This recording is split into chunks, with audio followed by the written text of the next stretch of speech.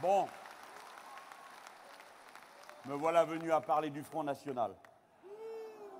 Alors, ça vous pouvez y aller.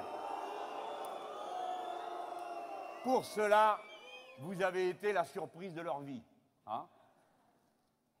Alors, la comédie des signatures est terminée, comme d'habitude.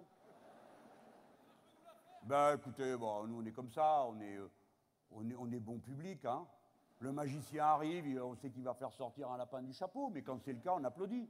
Alors, les Le Pen ont un numéro inépuisable, l'angoisse de ne pas être candidat. Alors, ça occupe un mois, et puis ensuite, ils sont candidats comme d'habitude. Et comme d'habitude, ils servent à rien, sinon qu'à semer de la haine.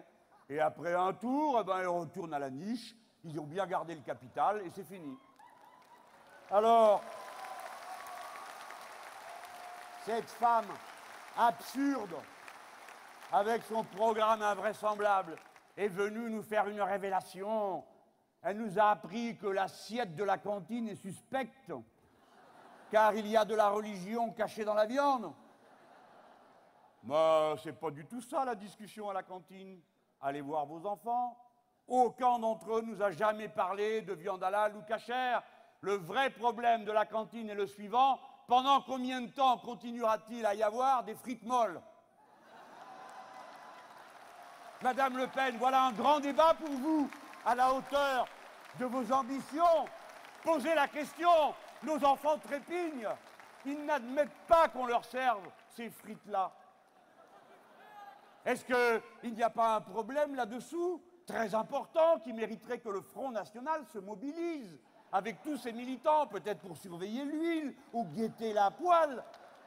Est-ce que le cuistot n'est pas un suspect s'ils le sont tous? Ces gens-là ont réellement cru, tellement ils méprisent le peuple, que vous alliez vous mobiliser sur cette histoire d'abattoir? Allons, allons. Écoutez, je vais vous donner un autre exemple, juste pour le bonheur de la soirée.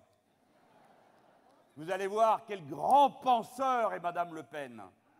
Et à quel niveau se situent ceux qui la suivent, à qui on dit, écoutez, d'accord, vous êtes de droite, nous on est de gauche. Autrefois, vous étiez seulement de droite, maintenant vous êtes d'extrême droite. Bon, c'est votre affaire, mais quand même, quoi, choisissez le personnel.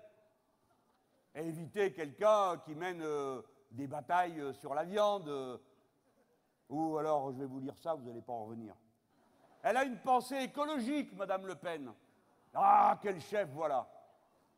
Voilà ce qu'elle a dit le 18 février à Lille. Il faut que je m'occupe de tout, hein, parce que personne n'a relevé. Ils ont juste relevé le 10e épisode de la halal. Mais là, il y avait un truc super, c'était écolo. Vous allez voir le niveau intellectuel de cette bande.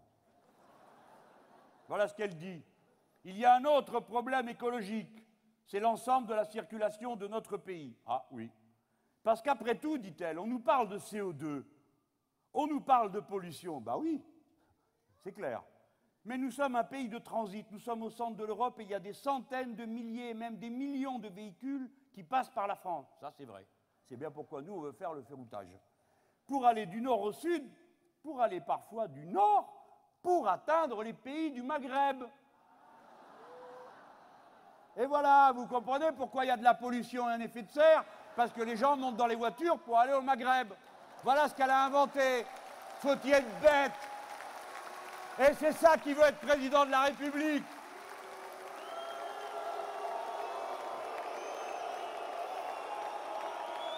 Elle est tellement bête. Alors après, elle va dire que je l'injurie. Bon, on va pas dire bête. Elle a tellement un problème, ça non plus. Je ne sais pas comment on peut lui parler, je vous les juge.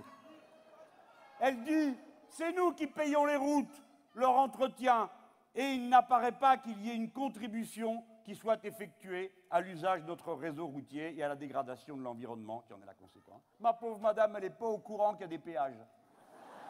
Mais peut-être qu'elle ne veut pas en parler parce que les péages sont privés et que nous, on veut les ramener à la propriété publique et pas elle.